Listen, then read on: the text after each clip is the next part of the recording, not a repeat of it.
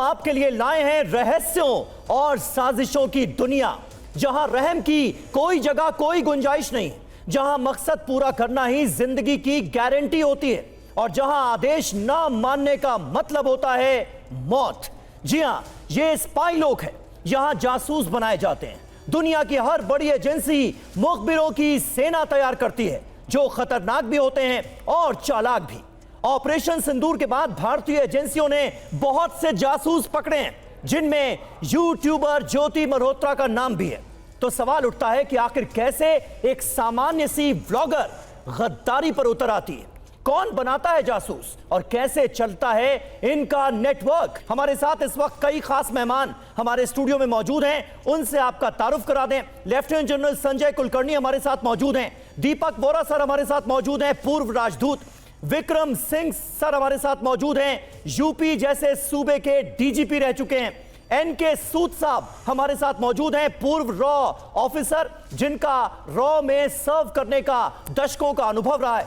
संजय देसवाल हमारे साथ मौजूद हैं, जो कि प्राइवेट डिटेक्टिव हैं। सबसे पहले दीपक वोरा साहब, शुरुआत आपसे कर रहे हैं, क्योंकि यहां पर ज्योति मल्होत्रा का जो बड़ा कनेक्शन, सबसे बड़ा कनेक्शन सामने आया है अभी तक, आगे हो सकता है और भी मिले, लेकिन जो अभी कनेक्शन सामने आया है वो पाक हाई कमीशन के एक ऑफिसर दानिश के बारे में जो जानकारियां सामने आई हैं, उसे आप कैसे देखते हैं?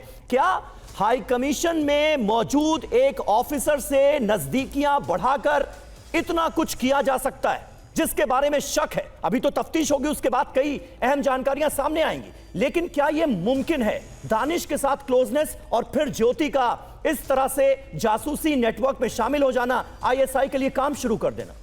बहुत बहुत धन्यवाद सर, बहुत अच्छा लगता है जब आपके साथ होता हूँ। आपके साथ इतने एक्सपर्ट्स हैं, उनकी जानकारी मुझसे कहीं ज़्यादा है, लेकिन वो आपको बताएंगे। मैंने अपने तजुर्बे में जो देखा है जी, पहले तो ये जो लड़की है ये हरियाणा से है, हिसार से। वो एक बहुत कंजर्वेटिव सोसाइटी है, जिस तबके से ये आती है, अपर मिडिल क्लास नहीं है, नॉर्मल फैमिली है।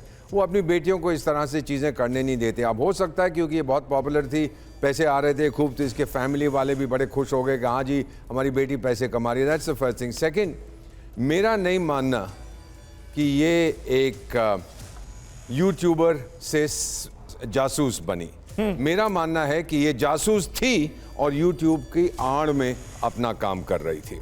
तीसरी चीज़ सर, जब मैं अपने करियर में भी कुछ मैंने चीज़ें की हैं जो जिनके बारे में हम बात नहीं करते हैं, लेकिन इसको जो हम कहते हैं हनी ट्रैपिंग, ये तो रिवर्स हनी ट्रैप है।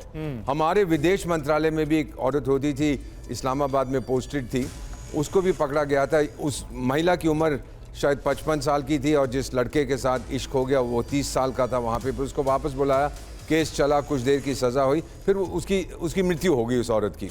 तो ये सर इस तरह से जो इसका तो रिवर्स हनी ट्रैप हुआ है कि नौजवान छोकरे ने अपने से बड़ी उम्र की लड़की को फंसा लिया, उसकी फ्रस्ट्रेशंस हैं।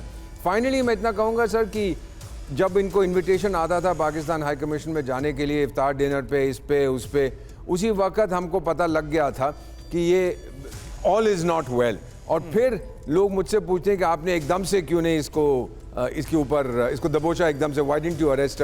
हम लोग, हमारे RAW का ऑफिसर बताएंगे, हम लोग पहले इसको फॉलो करते हैं, इसको ट्रेस करते हैं, हम इसकी मूवमेंट्स को स्टडी करते हैं, ताकि पूरा नेटवर्क हमारे सामने आ जाए जो अब हमारे सामने आ रहा है। और इसको यही कहूँगा, अगर ये हमारी बात कभी इस तक पहुँच जाती है, इसका नाम क्या था, ट्रैवल विद जो, वो बनाती थी ना एक ये वीडियोस। सो ट्रैवल विद जो अब जेल में बैठ के रो, और तुझे पता लगेगा। मेरा मसा 193 सदस्य देश हैं संयुक्त राष्ट्र संघ के, 100 से ज्यादा में, I repeat, more than 100 have a mandatory death penalty या लाइफ इम्प्रिजनमेंट इस तरह के देशद्रोह के साथ। ठीक है, होप शी गेट्स दिस। बिल्कुल। एनके सूद सर हमारे साथ मौजूद हैं। वोरा साहब आपने बहुत डिटेल में बताया, लेकिन सूद साहब की खासियत मैं आपको बता दूं, 1968 में रॉ का गठन हुआ और 1972 में सूद साहब ने रॉ को ज्वाइन किया और 2010 तक रॉ में सर्व किया। सूद साहब हमारे साथ मौजूद हैं। सूद साहब, अब ज्योति मल्होत्रा की कहानी जैसे जैसे बाहर आ रही है, वैसे वैसे लोगों को इसके बारे में पता चल रहा है। हर किसी के जहन में सवाल यह है कि भाई एक व्लॉगर के जरिए जो अपना यूट्यूब चैनल चला रही है, व्लॉगिंग करती है, वीडियोस पोस्ट करती है, उसके जरिए भला पाकिस्तान को क्या हासिल हो सकता है? वो कौन सी हमारी खुफिया जानकारी दुश्मन देश तक पहुंचा सकती है?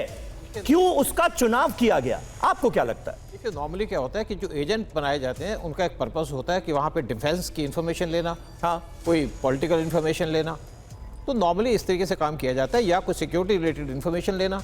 लेकिन ज्योति को स्पेशली चुना गया, बहुत से और भी रीजन थे, इसको चुना गया ताकि जो इंपॉर्टेंट जगह है इंडिया के अंदर जो पाकिस्तान टारगेट कर सकता है, जैसे हमारे टेम्पल हो, और जिस तरीके से हमारे पहलगाम के अंदर अटैक किया, उसी के चक्कर में, उसी के इशू में इसको यूज़ किया गया। देखिए ज्योति को बहुत से मंदिरों में भेजा गया वीडियो बनाने के लिए, और पाकिस्तान उसका एक इंटेंशन है हमारे मंदिरों को टारगेट करना, हमारे मंदिरों पे अटैक करना। ये उनका हमेशा से एक एजेंडा रहा है शुरू से भी। जब 1965 का वार हुआ था तो पाकिस्तान की नेवी सोमनाथ टेम्पल पे बम्बार्डमेंट करके गई थी, लेकिन टेम्पल को डैमेज नहीं हुआ। तभी से सोच लिया था कि पाकिस्तान से बदला लिया जाएगा।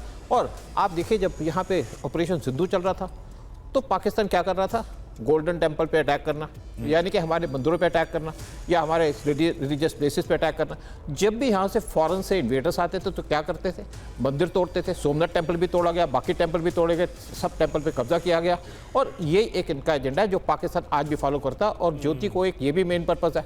दूसरी और बातें हैं कि ज्योति को जहाँ भी भेज सकते थे, एक्चुअली पाकिस्तान क्या करता है, वो अपने एजेंट को ऐसे एक्सपोज करता है कि वो पकड़े जाते हैं। जैसे ज्योति को ले गए पाकिस्तान के अंदर, 5 स्टार होटल में ठहरा दिया। देखिए ज्योति का जो बैकग्राउंड है, इसके फादर कारपेंटर है, और इसकी माँ और फादर के डिफरेंसेस है, दोनों अलग रहते हैं। बच्चे अपने फादर के साथ रहते हैं, लेकिन ज्योति को पाकिस्तान ने कल्टीवेट किया इसी पर्पस के लिए। और दूसरी बात एक और बता दूं कि ज्योति की शादी हो चुकी है, और शादी हुई है इस जो दानिश के साथ, और पाकिस्तान हाई कमीशन में हुई है।